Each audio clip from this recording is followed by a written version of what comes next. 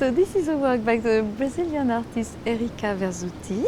The work is entitled Mexicana. And so the Mexicana, that's me, because that's how the whole story with the art started in Mexico.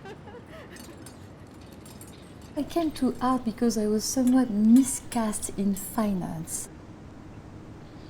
I only lived 1 year actually in Mexico City, but I think it was really a life-changing moment, and that's what fired our interest in Latin America.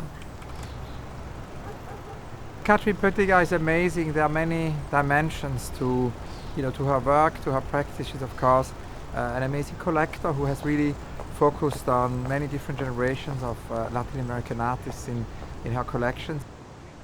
The main strand still remains art inspired by the experience of living in the mega cities of Latin America, and especially those artists that approach the city with this sort of sense of poetry, the poetry of the flâneur, who is really going to try and find ways of sublimating the experience of living in a chaotic and intense city like Mexico City.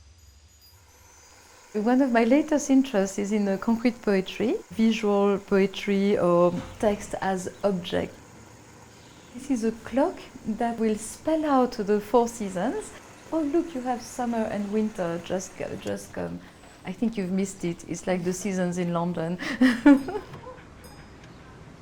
I find a lot of pleasure in putting works together in the collection and creating those sort of serendipitous relationships. I found the Albers that really gave me a pang in the stomach. I had always known where it was going to sit.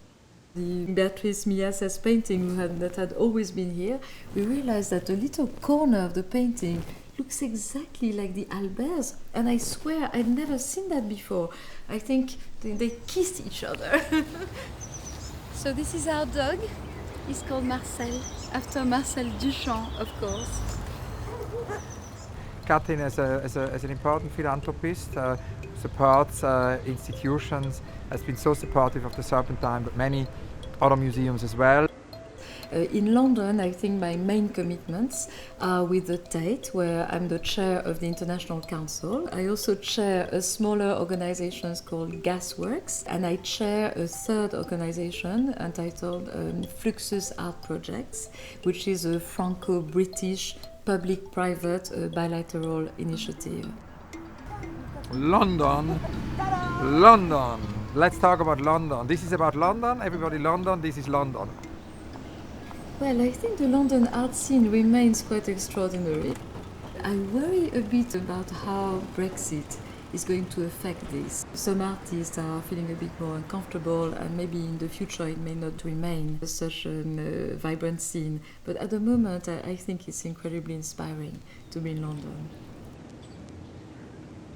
There are several reasons why I collect. I think primarily what I enjoy is the sort of the poetic dimension that it brings to my life, both by surrounding our home with beautiful objects, but also helping me see the poetry in the city. I think it's a way of subliminating your everyday experience, and I really enjoy that.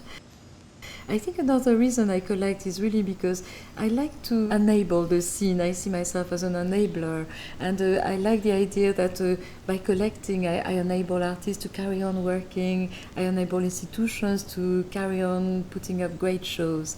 And the last reason is perhaps because I'm some sort of failed artist. And as Marcel Duchamp, one of my heroes, said, maybe a collector is an artist with 4 walls.